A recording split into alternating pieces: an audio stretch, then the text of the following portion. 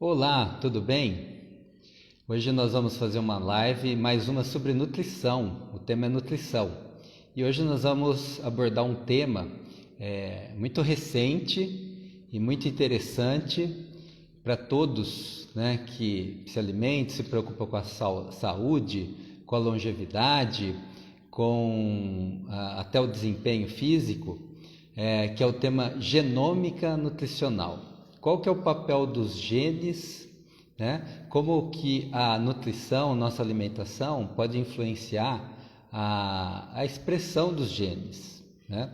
Daqui a pouco nós vamos explicar, lembrar o que são os genes, o que eles fazem e como eles podem ser modulados, né? Alterados pelo que nós fazemos, pelo que nós comemos, pelo que nós ingerimos de nutrientes e de outros componentes que estão presentes nos alimentos. A professora Ana Cláudia já vai entrar e nós vamos começar a conversar com ela. Essa genômica nutricional é algo que em alguns cursos de nutrição nem aparece como uma disciplina ainda, porque realmente é um assunto recente.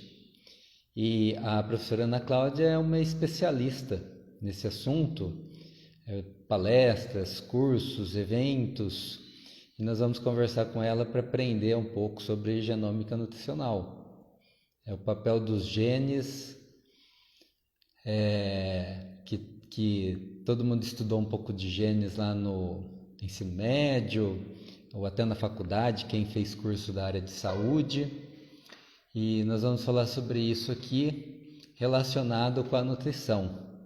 Os genes estão relacionados com alguns hábitos danosos que as pessoas têm, como tabagismo, consumo de álcool, ingestão de bebidas alcoólicas, e estão relacionados com exercício físico também. E a modulação dos genes, algumas pessoas não sabe sobre isso ou não se preocupam com isso, mas a modulação dos genes é um assunto importantíssimo. Os genes podem determinar, por exemplo, se eu sou propenso a ter diabetes, se eu estou propenso a ter uma doença cardíaca, a ter um câncer. Então, nós temos que alguns genes nós temos no nosso corpo fazem exatamente isso, nos predispõem a doenças. E esses genes devem ficar silenciados, ou seja, eles não se expressarem para que não alterem o funcionamento das células, não sejam criadas novas células que podem se tornar um câncer. Se o nosso sistema imune, que nós falamos na semana passada, nosso sistema imune falhar.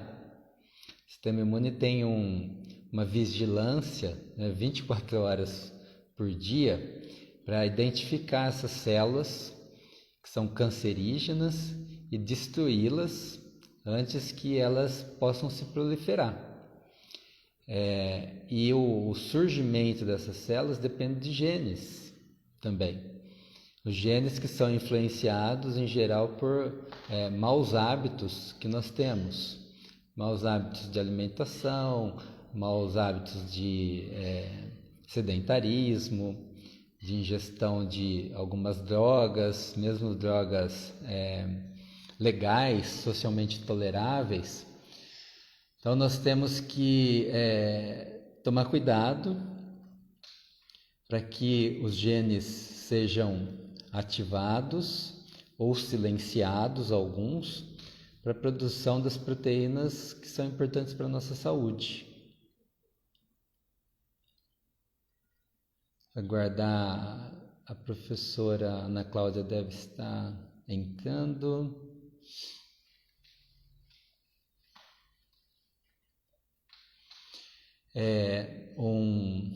Um fator também que nós vamos comentar daqui a pouco, que modula os genes, são os alimentos funcionais, que já mencionamos em outras lives aqui, que são alimentos que contêm, além daqueles nutrientes que nós conhecemos, as vitaminas, minerais, contém também componentes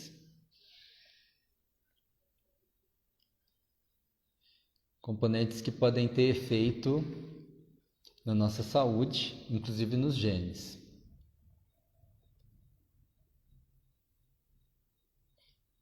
Vamos aguardando aqui a conexão. Acho que ela vai entrar e solicitar a participação.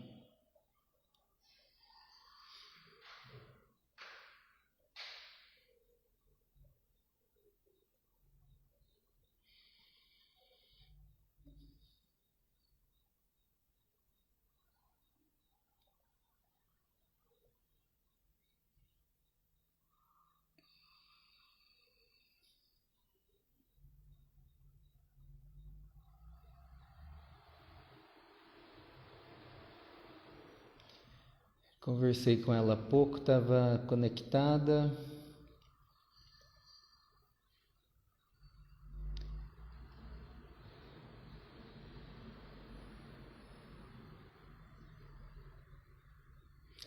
Vamos ver. Laureane. Laureane também tem algo em comum comigo e com a Ana Cláudia. Estudamos no mesmo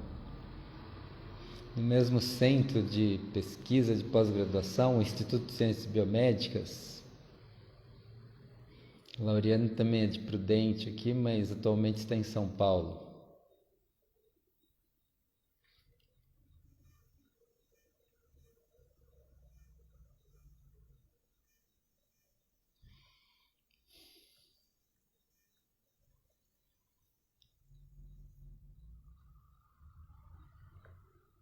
Vinícius, Lucas, Vanessa, Amanda, Darlison, Rafa Miranda, Késia, professor Rafael,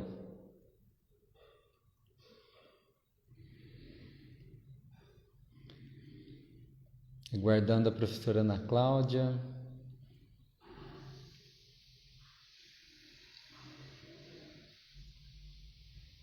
Boa noite, Laura.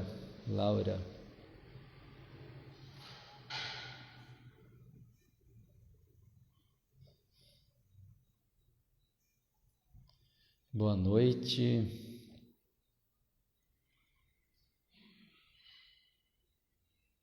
Professor Arnaldo, quanto tempo?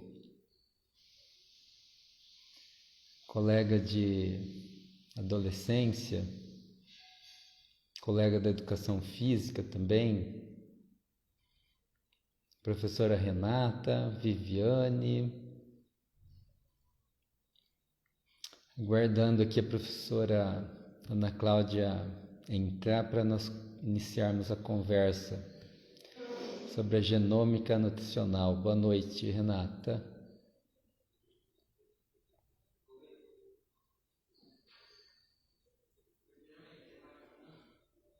Vanilda, que sempre nos acompanha, boa noite.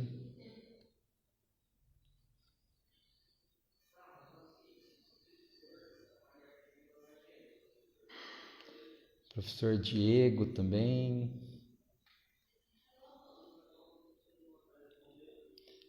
Vários ex-alunos que são professores agora, que cuidam da saúde aí dos prudentinos e dos pessoal aqui da região.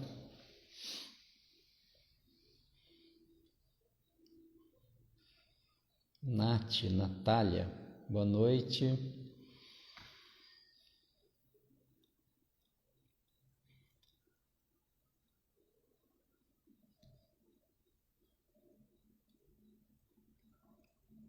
Letícia, boa noite.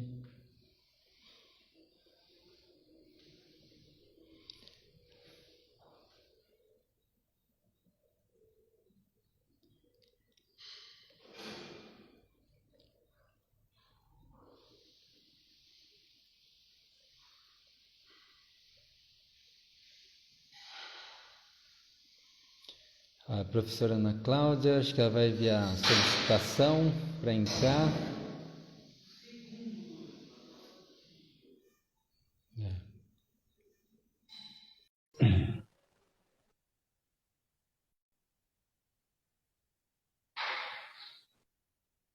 Oi, Jair. Tudo Oi, boa bem? noite, Boa professora. Tudo noite. bem? Tudo bem, tudo jóia. Bom, eu fiz uma pequena breve introdução aqui. Uhum. Então, como eu disse há pouco, alguns já estavam na live.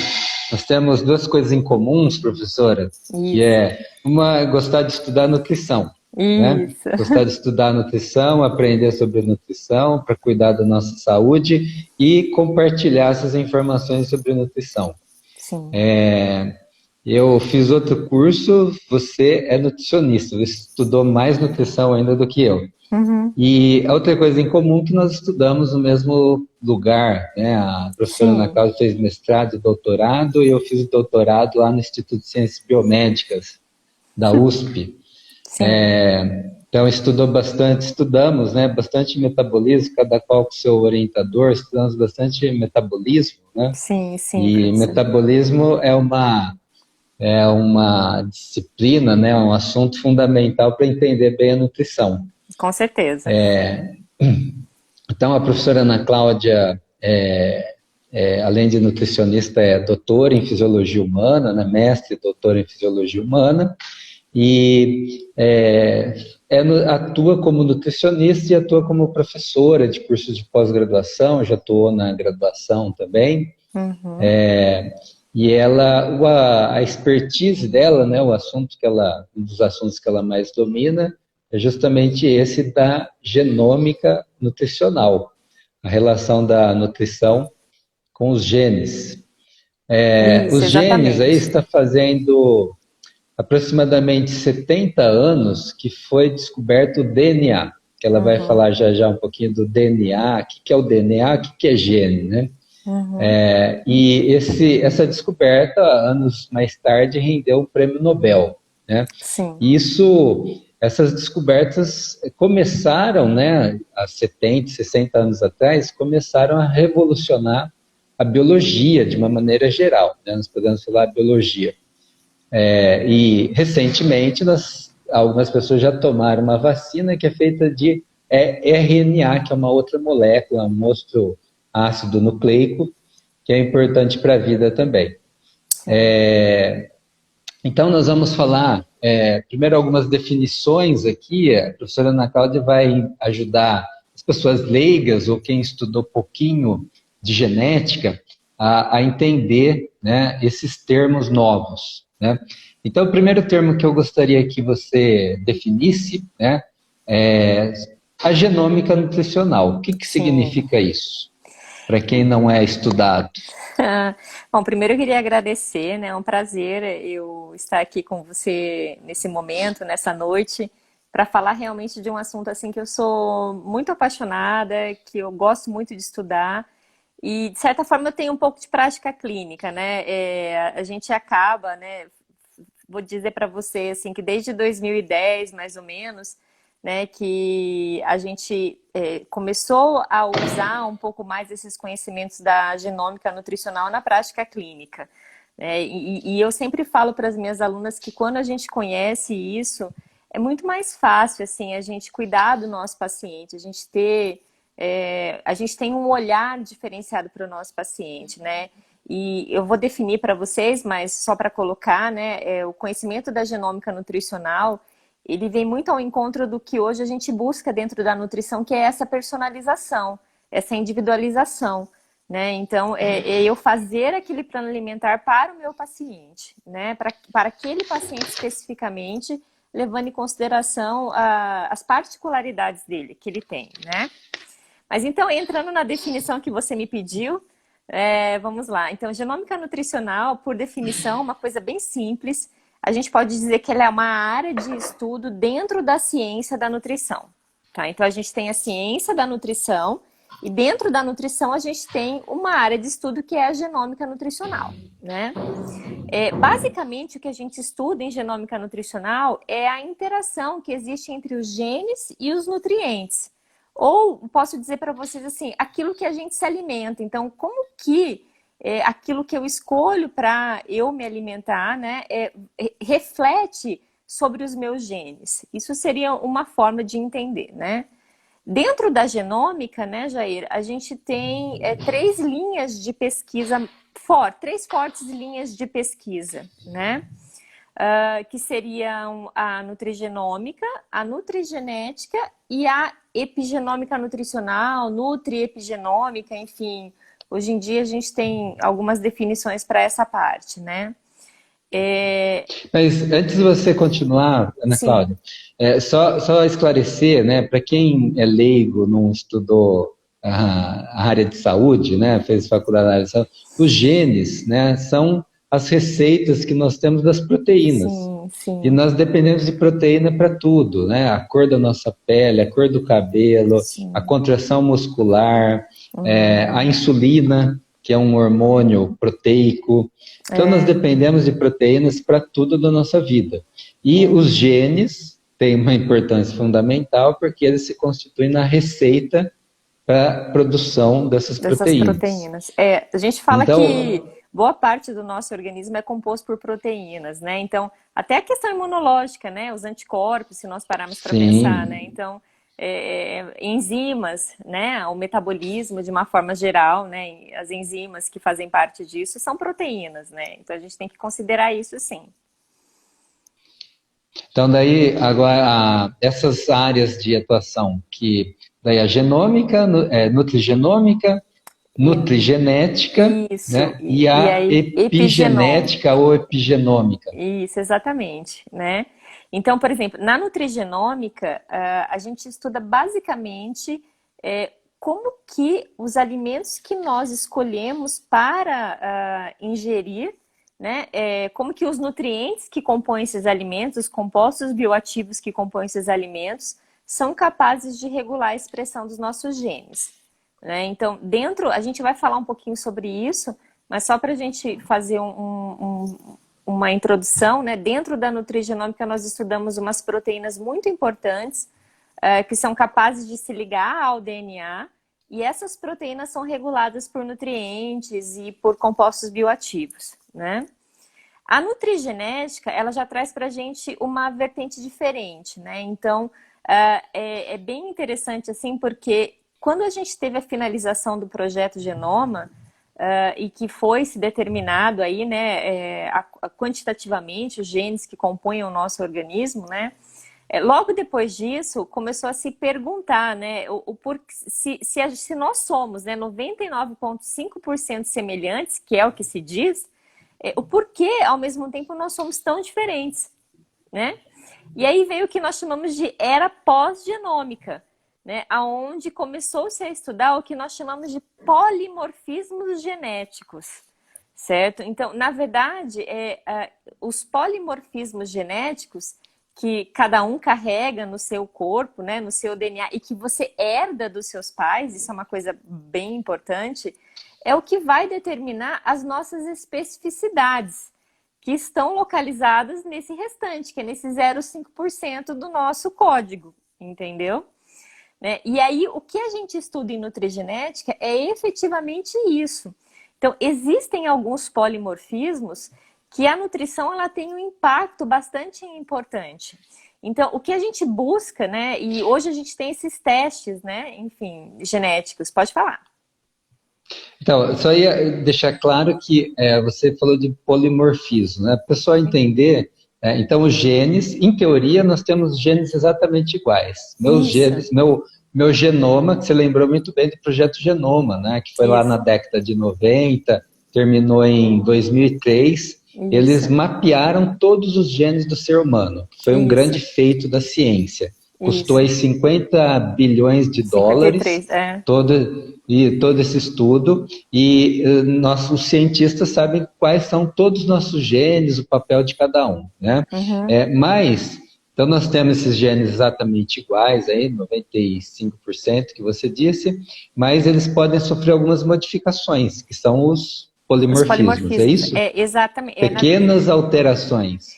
Isso, e que são alterações que são herdáveis, né? Então, nós herdamos dos nossos pais isso, né? Então, por exemplo, só para você ter ideia, por que que algumas pessoas tendem a ter colesterol mais alto? Por que que tem mais tendência para diabetes? Enfim, né? Então, isso, obviamente que nós sabemos que a maioria dessas doenças são multifatoriais, mas a genética, ela faz parte, sim, e a gente tem que considerar, né? Então, existem alguns genes que é como se fizessem uma forcinha a mais para que a doença se manifestasse no indivíduo, né?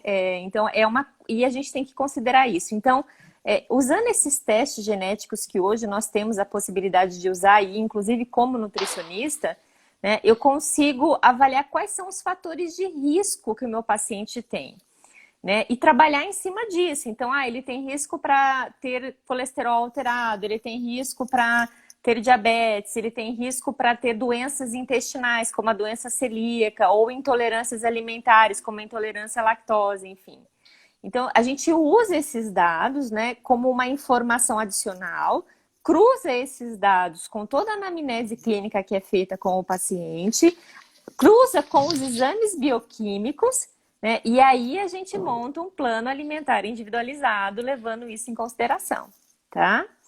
Seria principalmente para prevenção de doenças, por Isso, exemplo. eu acho muito assim, para mim a nutrigenética, Jair, ela é preventiva, né? Assim, isso é um ponto de vista mesmo. Exatamente. Então, e eu acho legal, assim, porque é um exame que você vai fazer uma vez só na sua vida, porque é um exame genético, ele não vai mudar nunca, né? Então, eu sempre tento trabalhar e falar com os meus pacientes sobre isso, levando principalmente isso em consideração, né? A gente vai trabalhar usando esse teste com prevenção, né? E eu acho que isso faz parte de um contexto de longevidade, né? Hoje em dia, as pessoas têm mudado um pouquinho a chave e pensado significativamente nisso, né?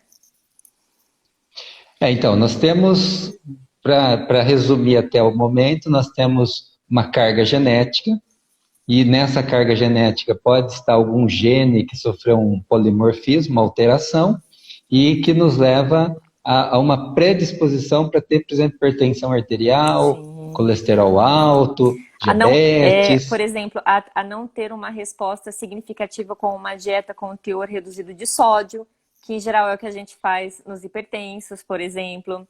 A ter uma alteração genética, por exemplo, que faz com que eu não seja um indivíduo que entre num grupo onde eu posso consumir colesterol à vontade, entendeu? E eu sempre falo disso e falo dos ovos, né? Porque os ovos são os alimentos mais concentrados, é o alimento mais concentrado em colesterol, né? Se você for parar para pensar. E existe uma vertente de que, você pode consumir o quanto você quiser, e não é isso, entendeu? Então, isso depende muito do indivíduo. Então, eu tenho que levar em consideração essa individualidade. Cada um pode consumir uma determinada quantidade, entendeu? Então, não é uma regra para todo mundo que todo mundo pode consumir à vontade, né? Porque para algumas pessoas o consumo de colesterol pode aumentar o colesterol endógeno. E isso vai depender de variação genética, né? Ou o consumo da própria gordura saturada, né? Que é um precursor do colesterol lá no nosso fígado. Também. Então, daí nós temos essa carga genética. Então, uma predisposição, eu posso ficar doente, né, ter esses problemas aí que você mencionou, por exemplo, mas nós temos o fenótipo, que é o tal do ambiente, e o ambiente inclui exatamente a nutrição, por exemplo, entre outros fatores. Então, esse fator nutrição, né, que talvez o principal da nossa conversa aqui, é que a nutrição pode ser um fator preventivo para as doenças, né? Independente de saber os genes que você carrega, né? As alterações que você carrega. Mas se você souber, se você tiver condições de fazer um exame, né? Uma nutricionista como a Ana Cláudia e outras que são entendidas nessa área específica, podem te ajudar ainda mais a prevenir. Isso, exato. Então, Ana, eu gostaria que você explicasse assim, de uma maneira mais simples possível, né? Inclusive para eu entender melhor como que o nutriente vai alterar o gene. Ele vai lá dentro da célula, vai no núcleo da célula, como que ele modifica, faz com o gene se expresse ou silencia o gene, né, também. Alguns genes precisam ser silenciados, não é? Então, isso até, eu acho que talvez essa sua pergunta ela vai em encontro de dois aspectos, né? Que é a nutrigenômica e também um pouco de epigenética ou epigenômica, né? Então, dentro da nutrigenômica, como eu havia falado no início, nós temos proteínas que são capazes de se ligar lá no núcleo, no nosso DNA, né? E aí eu falo assim, em gêneses específicos. Então, vamos supor, vou dar um exemplo para vocês. Sei lá, um gene que geralmente os estudantes conhecem, que é o gene da HMG-CoA redutase, que é o gene que atua no metabolismo de colesterol, por exemplo, e que todo mundo toma um remedinho chamado estatina para inibir ela, para diminuir o colesterol. Estou dando um exemplo, né? Então, eu tenho, muitas vezes, uma proteína que tem a capacidade de se ligar nesse gene e regular a expressão desse gene, certo? Fui clara? Sim. Né? E algumas dessas proteínas, né, possuem a capacidade de serem reguladas por nutrientes ou compostos bioativos, certo? Opa, desculpa, né? Daqui a pouco nós vamos falar dos compostos bioativos especificamente. Daqui a pouco nós vamos falar desses Isso. compostos bioativos especificamente. E aí é dessa forma, então, que você acaba. Eu sempre falo para as minhas alunas assim: a gente tem que entender que é por intermédio dessas proteínas, que nós chamamos de fatores de transcrição, De tá? transcrição. Que os nutrientes ou compostos bioativos são capazes de regular a expressão de genes específicos, genes por eles regulados, tudo bem? Então, isso é um ponto, né? Um outro ponto é a epigenética. Então, o que nós estudamos na epigenômica nutricional, por exemplo, né? Então, nós temos aí nutrientes, compostos bioativos, que conseguem regular que conseguem atuar na regulação de mecanismos que nós chamamos como mecanismos epigenéticos, e isso ter uma consequência na expressão dos meus genes, tudo bem?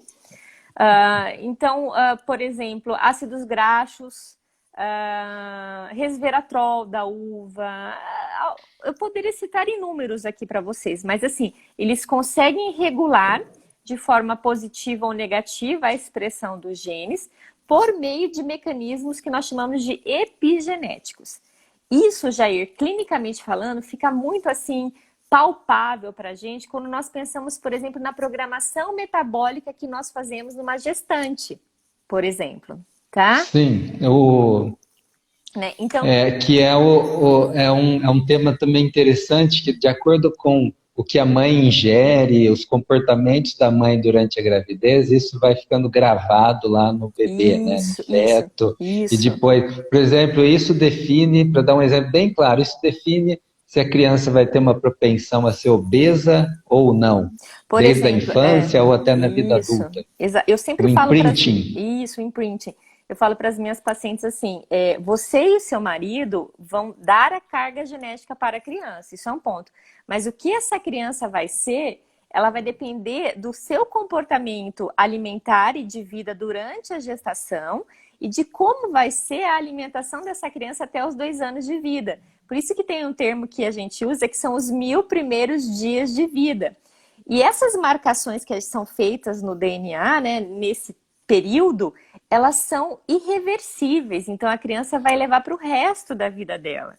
Por isso que se bate na tecla, né, de que precisa ter uma alimentação saudável a criança, a gestante também precisa. Então, não é só, não que isso não seja importante, né, o ganho de peso, tudo, não é só isso que é importante na gestação.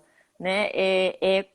Toda a combinação dos nutrientes de alimentos que você está ofertando para essa gestante. Isso acaba sendo muito importante. Tem estudos, Jair, epigenéticos que mostram que crianças que são geradas em um ambiente fetal rico em gordura, Isso você pode pensar numa pessoa que é magra e que se alimenta errado, ou propriamente numa pessoa obesa, por exemplo, tá? Essa criança, ela tem na infância, né, um risco aumentado de ter doenças metabólicas. Então, isso faz parte de uma programação epigenética, tá? A gente tem estudos mostrando E isso. essa programação epigenética, Ana Cláudia, é tão permanente, então, quanto um polimorfismo. Ela é permanente até os 2 anos de vida ali, da gestação à primeira infância. Na fase adulta, essas modificações são reversíveis, entendeu? Olha Tá? que interessante.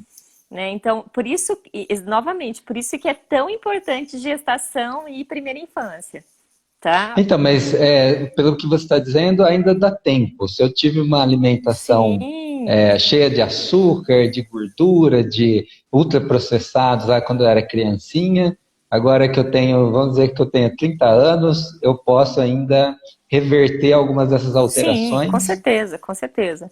Né? Assim, modificando. Então, para o pessoal que está nos assistindo ainda dá tempo. Consulte com uma nutricionista, isso. adeque sua alimentação, faça o que elas falam muito e que é muito importante, uma reeducação alimentar, que dá tempo ainda de alterar o funcionamento dos genes para que você previna essas doenças que a partir aí dos 40, 50 anos são muito Começa. comuns, né? E As doenças começa, crônicas. com certeza, até porque o organismo envelhece, né, Jair? Assim, então, assim, a gente tem muitas alterações hormonais, né? E a gente tem alterações de secreção de vários hormônios com o processo de envelhecimento. E isso vai ajudando ao aparecimento das doenças, né? Enfim, a gente, de certa forma, Jair, assim, eu sempre falo, com o envelhecimento a gente colhe um pouco o que a gente plantou nas outras fases, Exatamente, né? Então, assim, exatamente. tem que ter boas É, condutas. exatamente. Não só em termos de alimentação, como de estímulo para os Sim, músculos, com né? certeza, Se com os seus certeza. músculos não são estimulados, eles vão ter uma resposta lá adiante. Se eles são estimulados, a resposta vai ser outra. Tem uma Então, coisa eu muito. gostaria. Posso só falar Pode uma falar. coisa que, assim, só falando de gestação, porque eu acho incrível isso. A gente vai falar um pouquinho sobre telômeros, né? Mas só assim fazendo o telômero é como se fosse um guardião do DNA, né? Ele protege o nosso DNA. E existem estudos que mostram que e quanto maior, vamos dizer assim de uma forma simplista, quanto maior o telômero, melhor, né? E tem Uhum, trabalhos mostrando que esse tamanho dos telômeros, eles são determinados na gestação, né? Então, assim, sim.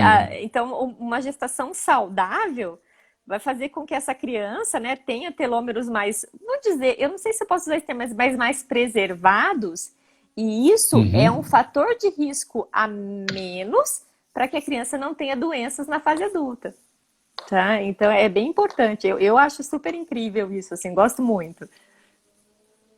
Os telômeros, nós vamos falar daqui a pouco os telômeros que estão relacionados com outro aspecto importante da nossa vida também, que as pessoas, quando jovens, assim, 20, 30, 40 anos, não pensam que é a longevidade. Mas Sim. antes disso, né, Cláudio, gostaria que você me falasse, você já mencionou alguns aqui, né, as pessoas perceberam, mas quais os nutrientes têm sido mais estudados, que têm efeitos benéficos na modulação dos genes? Ó, Você mencionou ácidos tá. graxos, por exemplo. Isso. Eu vou te dizer de uma forma também mais acessível para todo mundo, né? Então, as gorduras poliinsaturadas, especialmente ômega 3, tá? Ômega. Eles têm um efeito bastante significativo, né? O ômega 6 também, né? Mas pensando assim, vamos pensar assim, o que eu posso fazer na minha alimentação para ter efeitos positivos na regulação da expressão dos meus genes, né? O que eu posso fazer a mais? Então, assim, ingerir alimentos que são fontes de ômega 3 seria bastante significativo. A gente tem peixes que são baratos e que são ricos em ômega 3, que é a sardinha e a pescada, tá? Que dá pra gente introduzir, isso é um ponto. Uma outra coisa que tem um efeito assim super significativo na regulação da expressão de genes são o que nós chamamos de brássicas. Mas quais seriam esses vegetais, né? Então, por exemplo, Brássicas. couve-flor, couve de Bruxelas, repolho, nabo, rabanete, rúcula, agrião, tá? Couve-manteiga também, brócolis. Então, esses vegetais, né, eles são concentrados em uma substância que é capaz de regular uma proteína, né, que vai ter um reflexo na expressão das nossas enzimas antioxidantes, tá? E aí, fazer a cocção, né, no vapor, seria, levando em consideração isso, a melhor opção, né? Isso é para que a gente tenha uma boa utilização desses compostos bioativos, por exemplo, né? O resveratrol, nós temos bastante estudo. Resveratrol a gente tem no suco de uva. Eu sei que é um pouco assim, o suco de uva de preferência orgânico, porque ele tem menos agrotóxicos, né? A uva tem muito veneno, né? Vamos dizer assim, né? Então a gente acaba priorizando o orgânico, mas o resveratrol ele tem realmente muitos estudos que mostram a ação dele na regulação de expressão de genes, também de enzimas antioxidantes, por exemplo, tá? Então, só te interrompendo, então nós podemos tomar suco de uva para ter o resveratrol, não precisa ser Sim. necessariamente o vinho, né? Como Não, todo mundo gosta de falar, desculpa. né? Não que o vinho não tenha, mas você tem outras fontes, né? Então dá para É. A consumir própria isso. uva, né? Exatamente, exatamente, né? Comer a casquinha, né? Então, assim, porque é ali que a gente tem a maior concentração, né? Então, é importante você ingerir o alimento como um todo, né? Deixa eu pensando em outras. A própria vitamina D, né? Nós temos muitos estudos que mostram a ação gênica dessa vitamina. Estudos falam que existem mais de 200 tipos de células que respondem à vitamina D, né? Então, ela tem efeitos desde imunológicos a efeitos na melhora do diabetes, por exemplo. Então, eu acho bem importante, tá? A ação dela. Mas você falou da vitamina D, que é uma vitamina que ganhou o lugar da vitamina C entre as mais estudadas, né? Isso, Que exato.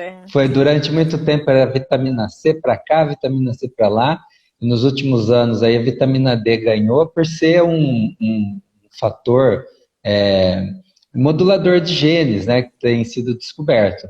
Mas é bom ressaltar aqui para tomar cuidado com a vitamina D, Com que ela certeza. atua como um hormônio esteroide, né? Então, Sim. o excesso também pode ser É. prejudicial, né? Eu falo como nutricionista até porque a gente tem uma margem que a gente tem que respeitar de suplementação, então na margem que a gente trabalha, a gente nunca vai chegar a esses valores, né? Mas é que as pessoas hoje em dia conseguem comprar sem receita, né? Então, então tem que tomar um pouco de cuidado, como você efetivamente falou, né?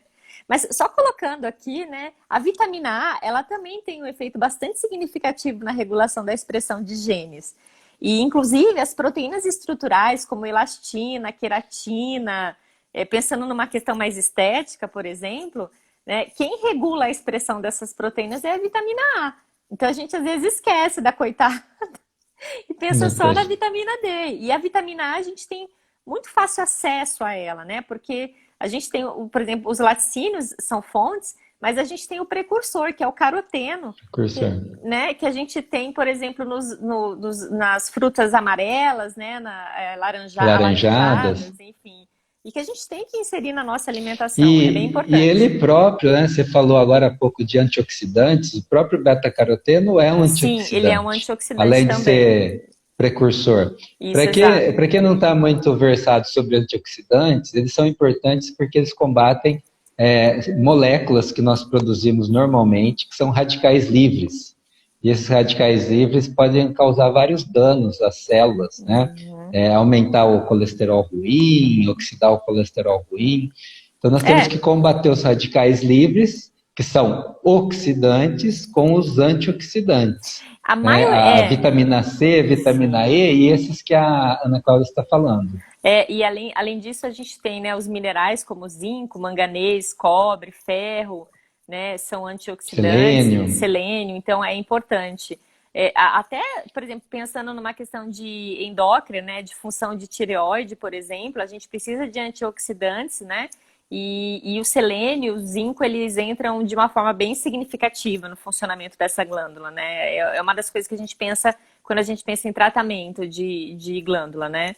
E eu queria falar quando você fala de doenças, né, e estresse oxidativo, quando a gente começa a estudar, a maioria das doenças, ela tem um fundo oxidativo, né? Então, isso mostra pra gente, né, que esse equilíbrio entre oxidantes e antioxidantes é muito importante no nosso corpo, né? Porque isso é preventivo realmente para você não ter, por exemplo, as próprias doenças neurodegenerativas, como Alzheimer, tem uma relação com estresse oxidativo, diabetes, enfim, né? Então, ter esse equilíbrio é bastante significativo e preventivo. E algumas proteínas que nós temos também que tomar cuidado para modular os genes aí de uma forma negativa, são os genes que se expressam e produzem as proteínas inflamatórias, né? Sim, Que sim, também sim, é um tema bem atual, que sim. você falou do estresse oxidativo como provocador de doenças, a inflamação sistêmica também Também, é um fator provocador de doenças. sim, E a inflamação sistêmica significa você ter na circulação, né, e em tecidos, órgãos, algumas proteínas, as interleucinas, né, as citocinas, e essas são proteínas, portanto, codificadas aí de acordo com os genes. Alguns alimentos podem estimular a produção dessas proteínas, né, e uhum, aumentar a expressão gênica, enquanto outros diminuir. Como é o sim, caso do ômega 3, que sim, você mencionou, Quando a que gente tem um pensa efeito em anti-inflamatório. anti-inflamatório, uma coisa que é super assim anti-inflamatória, né? Então a gente pensa em nutrientes anti-inflamatórios, a gente tem que pensar em nutrientes que modulam uma proteína chamada NF-κB, né? E além do ômega 3, como você mencionou, a cúrcuma, ela é muito eficaz, né? Então, a cúrcuma hoje ela tem sido usada como suplemento, inclusive, mas você tem como colocar na sua alimentação, que é o açafrão da terra, não é o açafrão, é o açafrão da terra, né? E uma das formas que a gente tem de melhorar a biodisponibilidade, né, da curcumina, que é o princípio da curcumina, que é o princípio ativo, né? Você ingerir esse alimento junto a um ambiente lipídico de gordura.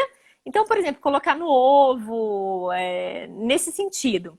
E colocar um pouquinho de pimenta preta também, porque a piperina ela melhora a biodisponibilidade, né? Então, Essa pimenta do reino comum, isso pimenta preta. mas é uma pitadinha mesmo, tá? Eu não tenho nem como te quantificar em colher, assim, porque é uma quantidade muito pequena, né? E isso melhora a biodisponibilidade, porque a gente também tem que pensar nisso, né? A gente tem o alimento e como que ele vai ser biodisponível para o meu corpo, né? O bioacessível que a gente fala hoje em dia. E além desses, a gente tem, por exemplo, a alicina do alho, anti-inflamatória, né? A gente tem também a própria genisteína da soja, ela tem um efeito modulador de NF-κB, o resveratrol. Então a gente tem outros compostos também que são atuantes aí nessa modulação, assim, conferindo uma resposta anti-inflamatória, diminuindo aí a ação, a produção de citocinas inflamatórias como TNF-alfa, né?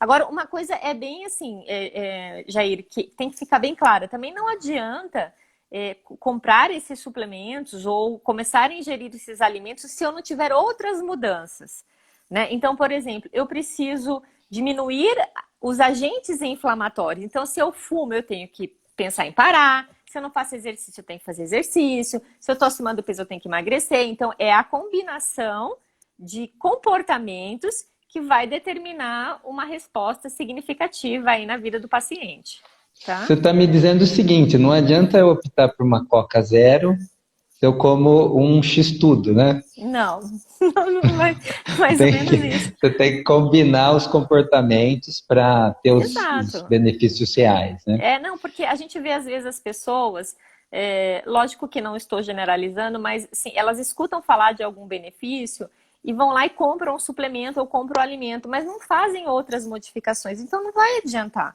Então eu preciso mudar alguns É. comportamentos, né, e acrescentar isso na minha alimentação, por exemplo, né? E aí eu vou ter o resultado positivo, certo? Bom, você mencionou vários nomes aí que são nomes difíceis, curcumina, resveratrol, né, genisteína, e só para o pessoal saber, esses são componentes bioativos ou fitoquímicos, como são chamados também, que estão nos alimentos chamados alimentos funcionais. né? Aqueles alimentos que contêm, além dos nutrientes mais conhecidos, vitaminas, minerais, contém esses componentes que, como ela acabou de falar, tem efeito nos genes, também na regulação dos genes, no controle do estresse oxidativo, né? Processos oxidativos, processos anti-inflamatórios. Sim. Tem uma pergunta aqui: é possível eu perder gordura sem perder massa muscular? Né? Na verdade, assim, não diria perder, né? Mas assim, ganhar massa muscular e perder gordura ao mesmo tempo é um pouco complicado do ponto de vista de uma dieta, tá? Até porque quando você trabalha com dieta de emagrecimento, você faz uma dieta que você vai restringir as calorias, Sim. né? Então você restringe o paciente. Então isso vai um pouco. E um dos intuitos desse processo é diminuir a insulina, né? Baixar um pouco a insulina. E isso é uma das coisas que faz com que você não ganhe muito volume, ganhe massa muscular, né? Então, assim, o que a gente consegue clinicamente, muitas vezes, trabalhando num plano alimentar certo, mantendo exercício físico, é fazer com que o paciente não perca, mas ganhar volume muscular eu acho muito difícil dentro de uma dieta de emagrecimento, sinceramente. Tipo, vou ser bem sincera, tá? Metabolicamente, É né, impossível! termodinamicamente é impossível, né? Para quem estudou Exatamente. um pouco de bioquímica, tem esse fator aí, é uma lei da bioquímica que impede É muito difícil isso esses acontecer. contrários aí. Exatamente, exatamente. Bom, agora nós vamos para o último assunto aqui da noite, né? Nós temos mais alguns minutos, que é longevidade. Uhum. Né? Então você falou agora, pouco mais cedo, você falou o seguinte: o que você planta hoje, você vai colher daqui 5, 10, 15, 20 anos. Né? Então nós estamos, o pessoal aí que começa a se preocupar um pouco com a saúde, aí na faixa dos 30 anos, 40 anos, né? Que nós podemos fazer, né? Você começou a falar do telômero, agora é a Uhum. hora de voltar para o telômero, né? Na importância do telômero em relação aos genes, né? E o Isso. que nós podemos fazer para preservar esse telômero? Explica para nós o que é o telômero. Então, quando a gente pensa, por exemplo, no DNA, pensa como se o DNA fosse como se o DNA fosse, por exemplo, um carretel de linha, tá? E a linha em si é o DNA, então ele fica enrolado nesses carretéis, em vários carretéis. E fica dessa forma no nosso núcleo, né? Todo o nosso material genético está nesse DNA, então, de certa forma, a gente precisa proteger, porque senão a gente não sobrevive, vamos pensar assim, né? E aí, na ponta dessa linha, né, na ponta dessa linha que está enrolada nesses carretéis, eu tenho o que eu chamo de telômeros. E que a gente pode definir de uma forma simplista, que são os guardiões do nosso DNA. Então, eles protegem o nosso... Opa, perdão. Contra a degradação, por exemplo. Isso é um processo. Porque isso pode acontecer, né? Por exemplo, É um processo natural a é natural, degradação. exato. E aí isso é uma coisa que é bem importante que você falou. O que acontece é que, por exemplo, vamos supor, eu nasço com um telômero super fortão e conforme vão se passando os anos, né, e eu vou tendo os processos de divisão celular, porque isso acontece, a gente vai crescendo, desenvolvendo, esses telômeros eles tendem a ficar menores e isso é normal, é natural. Isso faz parte do que nós chamamos de senescência, tá? Então as nossas células, elas também envelhecem, certo? Então isso é natural. O que acontece é que algumas condutas de vida pode fazer com que esse encurtamento ele aconteça de forma precoce, ou seja, antes do que deveria acontecer. Então, hábitos como, por exemplo, cigarro, um estresse crônico, uma alimentação irregular, uma inatividade física, são aspectos que podem fazer com que esses telômeros eles se encurtem, eles fiquem menores antes do que deveriam. E isso aumenta o meu risco de desenvolver doenças crônico não transmissíveis e até doenças como câncer também, tá? Não só doenças crônico não transmissíveis, né? Bom, ele também é um crônico não transmissível, estou pensando aqui, né? Enfim, e aí, né, como que eu faço para prevenir isso? Então, uma das coisas que mais agride o telômero é o estresse oxidativo e a inflamação. Então, o que a gente sabe hoje que são as duas principais vias que promovem esse encurtamento desses telômeros, tá? Então, nesse sentido, ter uma dieta, né? Aí o que que a gente tem que fazer? Duas coisas. Primeiro, mudar comportamentos. Então, parar de fumar, me alimentar um pouco melhor e incluir na minha alimentação alimentos que sejam fontes de nutrientes anti-inflamatórios e antioxidantes. Então, isso vai muito ao encontro do que a gente já falou muito, né? Então, quando eu falo de antioxidantes, eu tenho os compostos bioativos, resveratrol, caroteno, licopeno, vários outros, né? E eu também tenho os próprios nutrientes. Então, eu tenho cobre, zinco, manganês, ferro, né? Que são coisas que eu encontro nos alimentos e eu tenho que inserir na minha dieta. Do ponto de vista dos anti-inflamatórios, que são moduladores do NF-κB, a gente falou. Então, ômega 3, vitamina D, resveratrol, genisteína, lisina, curcumina, enfim. Todos esses aí. Então, usando esses nutrientes e esses compostos bioativos e mudando alguns comportamentos, eu preservo mais os meus telômeros, digamos assim. Né? E isso faz com que eu tenha o encurtamento de acordo com a cronologia, como se deve ser, e não encurtamento precoce. E aí aumentando o risco para ter doenças. Não sei se eu fui clara, você entendeu? Sim, eu entendi. Que os telômeros, então, nós falamos dos genes, os genes são importantes, que eles são a receita das nossas proteínas, todas as nossas proteínas.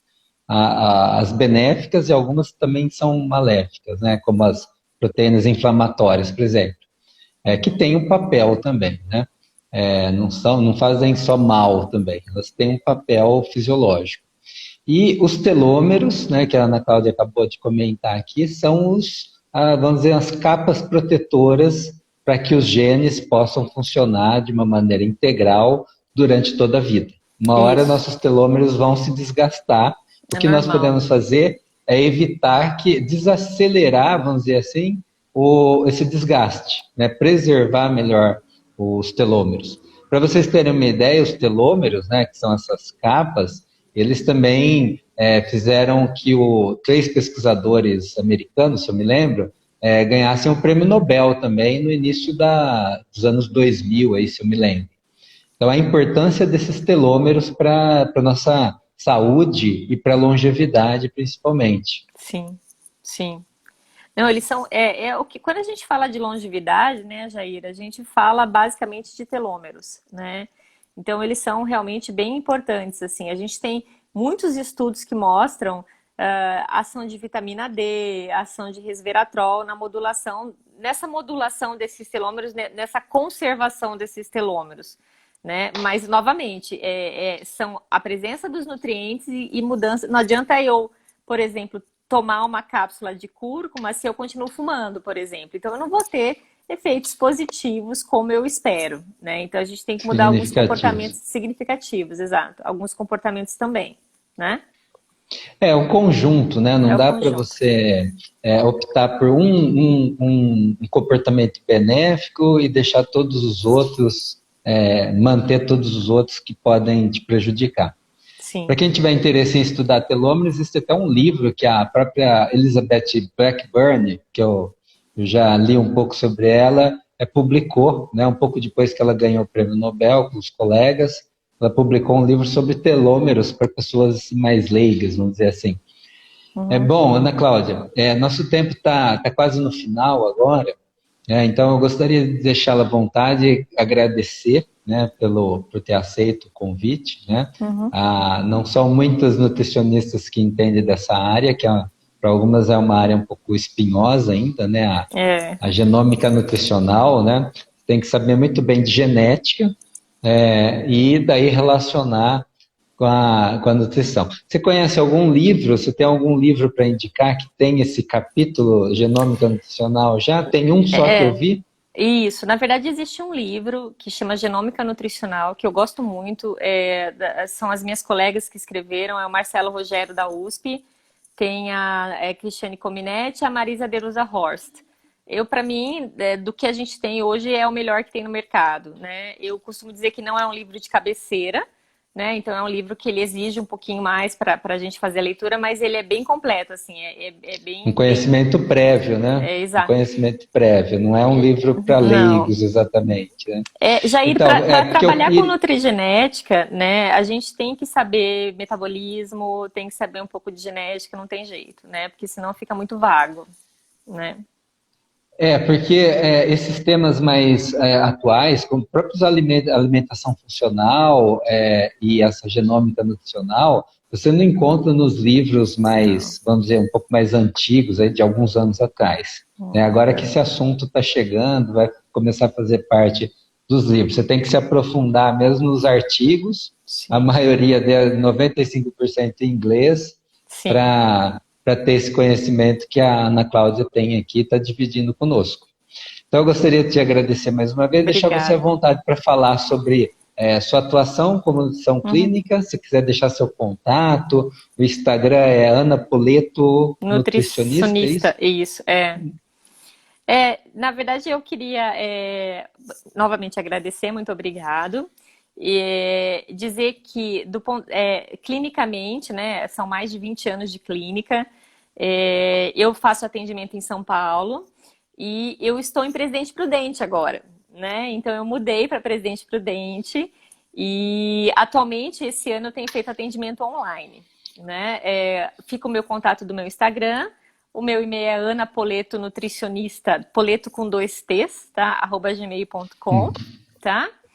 E uma outra coisa que eu gostaria de falar é que uma das áreas também de atuação minha é endocrinologia. Eu amo endocrinologia. E eu tive Tinha que gostar, né? Estudou com o professor Biratã, se não gostasse, estava fora. eu amo, amo, amo e acho que ajuda muito a gente na prática clínica, assim, é uma coisa, e a gente tem como usar muito a nutrição dentro da endocrinologia, né? E eu tive, assim, o prazer de ser convidada pela professora Marilda da UnoOeste para ministrar um curso sobre modulação nutricional na endocrinologia. Esse curso vai acontecer no dia 25 e 26 de junho, 25 de junho à noite, que é uma sexta, e 26, que é um sábado no período da manhã. As inscrições estão sendo feitas pelo site, né? Então é um curso aberto. Então fica o meu convite para vocês Será participarem, né? online esse curso? Não, será Online? presencial mesmo. Presencial? Né? Então, assim, para a gente trocar, né, figurinhas, eu sempre gosto de usar esse termo, trocar experiências mesmo, e eu falar um pouquinho aí de como eu vivencio isso clinicamente, como que eu faço com os meus pacientes. Então, para mim vai ser um grande prazer. Então, fica o meu convite para vocês, tá bom? Então, consultem lá o Instagram da Ana Cláudia, que ela postou lá, né, o curso, né, a propaganda Isso, do curso, isso. que vale a pena. Para quem atua na área, vale a pena, certamente. Tá bom, Jair, seria isso. Muito obrigada, viu? Eu que agradeço a Ana Cláudia por compartilhar conosco esse tema aí espinhoso, explicou de uma forma bem didática aí, até quem não é aluna de nutrição certamente entendeu. E agradeço todo mundo que participou aqui, ficou atento, participou com perguntas, nós não conseguimos responder a todas aqui, mas muito obrigado a todos e boa noite, até a próxima live. Boa noite, Tchau. gente. Tchau, muito obrigada. Se vocês quiserem, pode mandar as perguntas no meu Instagram que eu respondo, tá bom? Beijo. Tchau, E a Jair. live vai ficar Obrigada, viu? gravada no meu perfil, quem quiser indicar para os colegas ou assistir de novo, vai estar lá. Tá? Tá Boa joia. noite, Boa tchau. noite. Tchau, tchau.